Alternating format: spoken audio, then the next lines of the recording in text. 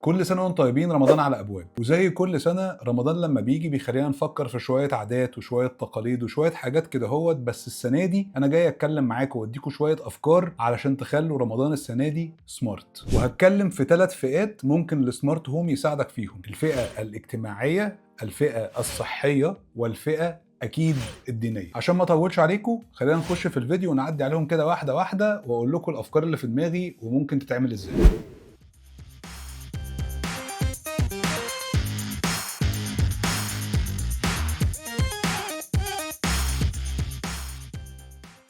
أول ما بنقول رمضان بعد طبعا الصلاة والتعبد بيجي في دماغنا اللمة والعيلة والفطار والسحور والعزومات، الكلام ده كله. أول فكرة لازم تبقى أنت عاملها لو بيتك سمارت إن أنت تعمل جاست مود. اتكلمت قبل كده في حلقة باب النجار على قد إيه الموضوع بيبقى سخيف جدا إن أنت تبقى ظابط أوتوميشنز معينة مناسبة للروتين بتاعك أنت أو أهل بيتك، ويبقى عندك ضيوف ومرة واحدة تلاقي الأوتوميشنز دي اشتغلت وتبقى واقف في نص هدوم. طبعا الروتين بتاعنا كلنا بيختلف في رمضان، وبالتالي لازم تبقى عامل جاست مود تشغله اول ما يبقى عندك ضيوف وبعدين تطفيه اول ما الناس دي تمشي. ده بيتعمل ازاي في هوم اسيستنت؟ تعالى اوريكم بسرعه ازاي تعمل الهيلبر دوت وتخليه باين عندك على الداشبورد عشان ما تتحطش في اي موقف سخيف مع الضيوف. طيب، علشان نعمل الجاست مود هيلبر اللي احنا هنعمله ونحطه على الداشبورد ده هنعمله ازاي؟ تعالوا نبتدي السكرين ريكوردنج كده هوت ونشوف مع بعض. حلو قوي. عشان نعمل القصه ديت محتاجين نعمل ايه؟ مبدئيا كعادتنا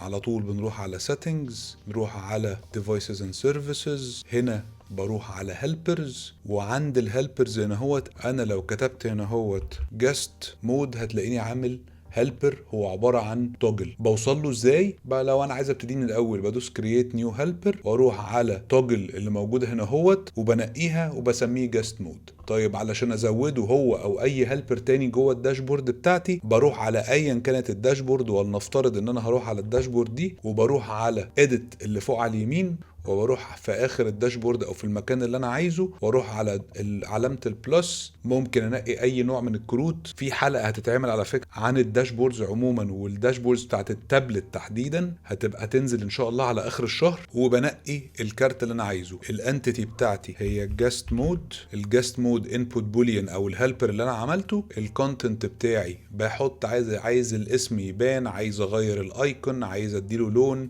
غير الالوان الديفولت بتاعته ايا كان، ولو ليه صوره حاططها وبنقي عايزها بالمنظر ده او بالمنظر ده، بالطول او بالعرض.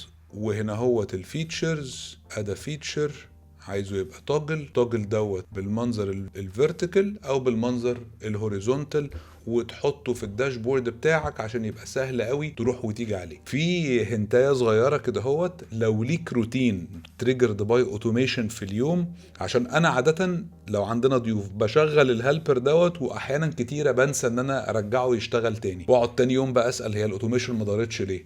حل القصه ديت اخر روتين انا بشغله او بعمل له اكتيفيشن في اليوم هو روتين، لو رحت عايز اوريه لكم هنا هوت، بس هو في البلو سمارت بutton.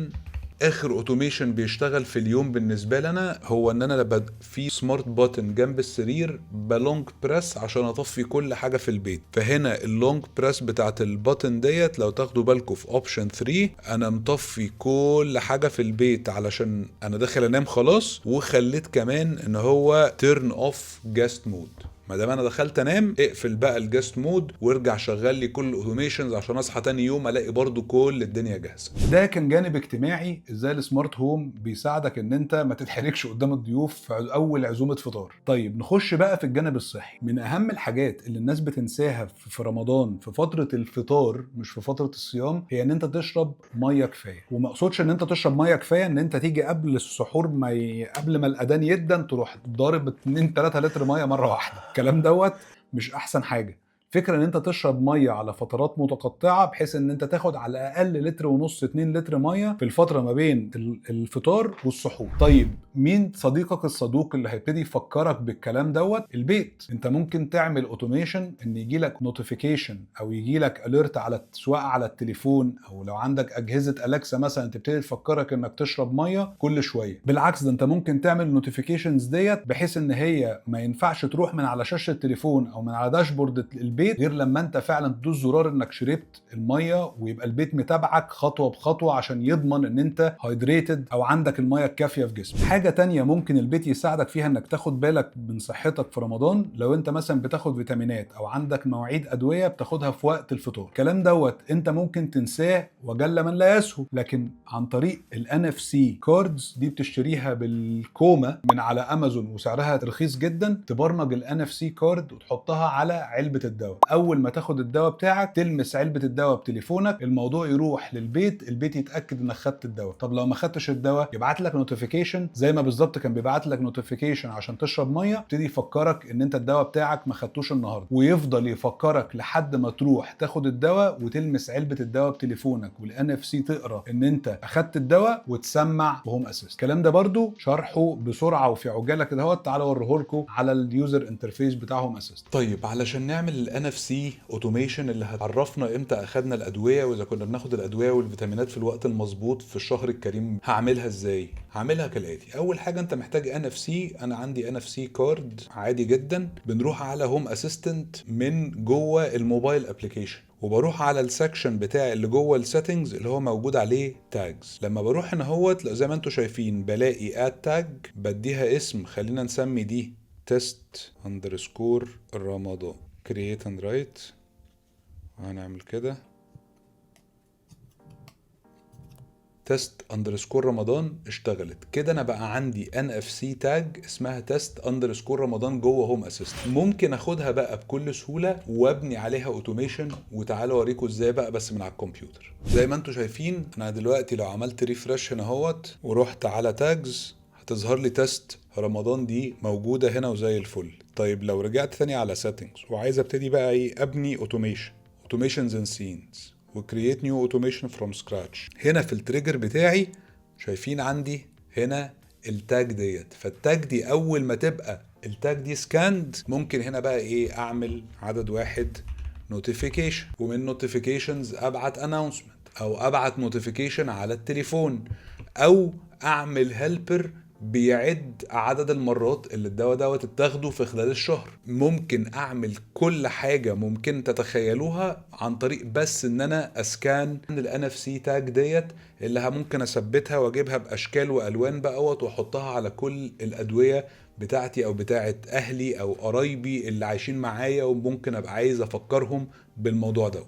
نرجع تاني للعزومات. دلوقتي انت او المدام، وغالبا المدام الله يعينها، قاعده عماله تطبخ وتجتهد عشان تلحق تجهز كل حاجه قبل ميعاد الفطور، وفجاه تكتشف ان معاليك نسيت تجيب ليمون، فلفل، ملح، الكلام ده كله. الموقف ده كلنا اتحطينا فيه قبل كده. عشان تتجنب ان ده يحصل الموضوع بسيط جدا. عندك جوه هوم اسيستنت وجوه الامازون ايكو سيستم وجوه معظم الحاجات في حاجه اسمها شوبينج ليست. فالشوبينج ليست ديت انت بمنتهى البساطه يا اما بتكلم الفويس اسيستنت بتاعتك بتخليها تزود حاجات على الشوبينج ليست ديت وتبقى شيرد معاك ومعاها ومع اي حد تاني عشان اللهم بلغت ويبقى كله على عينك يا تاجر. فنصيحه استخدموا الشوبينج ليست اوبشن اللي موجود جوه هوم اسيستنت او ايا كان الايكو سيستم اللي انتوا بتستخدموه، علشان ما تنسوش اي حاجه والفطار ما يتاخرش ويبقى فيه عصبيه ويبقى فيه احراج مع ضيوف الى اخره. اما بالنسبه بقى للشوبينج ليست فاحنا الموضوع بسيط جدا وبسهوله قوي. تعالوا اوريكم ان انا ممكن اعملها من التليفون. لو تفتكروا ان انا كنت عامل الشورت كات كي دوت، انا لما بدوس عليه بيفتحوا لي على طول، واقول له add french fries and tomato sauce to the shopping list. Added french fries and tomato sauce. كده زي ما انتم شايفين الطماطم والفرنش فرايز والتوميتو صوص اتزودوا. لو انا هنا بره الابليكيشن كل اللي بعمله ان انا بثبت صباعي على الاكشن بutton بيفتح اوتوماتيكلي، واقول له can you add some garlic and onions as well to the shopping list.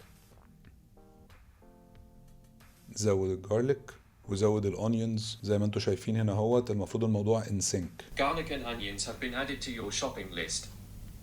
If there's anything else you need, just let me know.